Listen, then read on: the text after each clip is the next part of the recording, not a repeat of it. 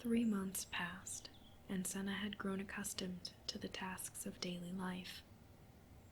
Sena learned that Jorron, as king, had many responsibilities to his people. While she preferred to stay on the house grounds, she still observed some of the duties Jorron performed. Many people would ask him questions, or he would give them tasks to perform. They would come to him with troubles, and he would help resolve the issues. His days were busy. However, she noticed he enjoyed his time with his subjects. Although most of Jorron's time was spent with his people, he spent the rest of his free time with Sena. She had grown used to his company, excited for every evening he would return home. Soon, her patience each day was wearing thin, and although she was frightened to go out in the village, she still requested he bring her along with him. "I go to village today?" Sena asked one morning, before Jorron left for the day. He paused at the door and turned quickly. His eyes were bright and a smile crept on his face. "Yes, you can come to the village, Sena," Jorron replied. Sena had asked him many times what the word meant, and every time Jorron would say he would tell her the next day. She gave up a long time ago. However, she was still very curious. Jorron brought Sena to the village. Again, he explained the buildings along the way.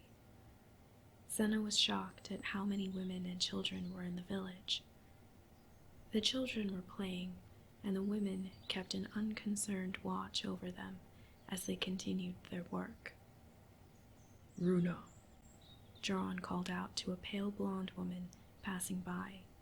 She was tall and walked with a purpose. "Yes, my king," she quickly replied and changed her path to walk towards Jorron and Sena.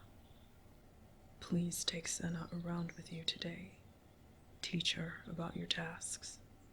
I will return for her at the end of the day," Jorron commanded and turned to Sena. "Learn all you can.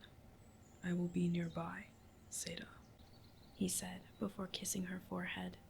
He turned, not noticing the wide-eyed expression on Runa's face. She turned to Sena and exclaimed in a whispered voice, "Are you with the king?" "With the king?" Sena questioned back. Runa looked up for a moment, thinking of how to rephrase the question. "King Jorron's woman, his wife." At the clarification, it was Sena's turn for her eyes to go wide. No, she denied, shaking her hands. "I'm not." Runa gave her a doubtful look and continued. "He called you Sena and kissed your forehead." "He does that often," Sena said casually. "Men do not just call anyone Sena," Runa retorted. "Why? What does it mean?" Sena stiffened, feeling cornered. "You don't know." The woman seemed to tower over Sena, making her shrink away slightly. Seeing Sena shy away, Runa's eyes softened. "I don't mean to make you uncomfortable, Sena." At that, Runa changed the subject. "Come, you will help me with my tasks today." Runa proceeded to take Sena to a clearing not too far from where Jorron was talking with a tall man who looked to be the same age as Jorron. Sena had never seen him before. However, they seemed close. She was torn away from her thoughts by a woman and her child walking up to them. "Hello, Tove," Runa exclaimed, patting the small girl on her blonde curls. "Have you come to learn today?" she asked the child, who attached herself to her mother's leg. She must have been around 5 years old and was shyly peering at Runa and Sena. Runa turned to Sena. "I have a helper today. Her name is Sena." If you are good, maybe Sena will tell you stories of the mermaids. Would you like that? Tove eagerly nodded her head and sat on the ground with Runa and Sena. More children started to arrive and patiently sat on the grass. Runa explained to Sena that she took care of most of the children by teaching them and playing with them. The hours were quickly passing as Sena spent the day with Runa and the children. She was learning just as the kids were. Throughout the day, Jorron always seemed close by. As Sena played with the children, every so often she looked up and saw Jorron always in sight, keeping a close watch of her. She felt safe. Sena, Sena, The children called, pleading. Tell us a story of the mermaids. Their hopeful little faces were adorable, and she proceeded to retell a tale the elder mermaids used to tell about a merman who became lord of the undersea, appointed by Queen Ronuit. Every day, Sena would help Runa look after the children. They loved playing with Sena and hearing her imaginative stories. Not only did it give her something to do every day, but she looked forward to spending time with Runa and the little ones. Sena and Ione walked to the stables, playing with the puppies that had been born after the revel. They reminded her of playing with the seals by the shore on Valimerence. I love him, Ione said, still holding one of the fluffy puppies close to her. The puppy? Sena questioned, knowing very well who Ione spoke of. No, Torben, Ione exclaimed, rolling her eyes at her sister. Sena turned to Ione, unsurprised by the fact, but surprised by Ione revealing her feelings. Have you told him? Sena asked, letting the puppy she held run free. No. Ione paused.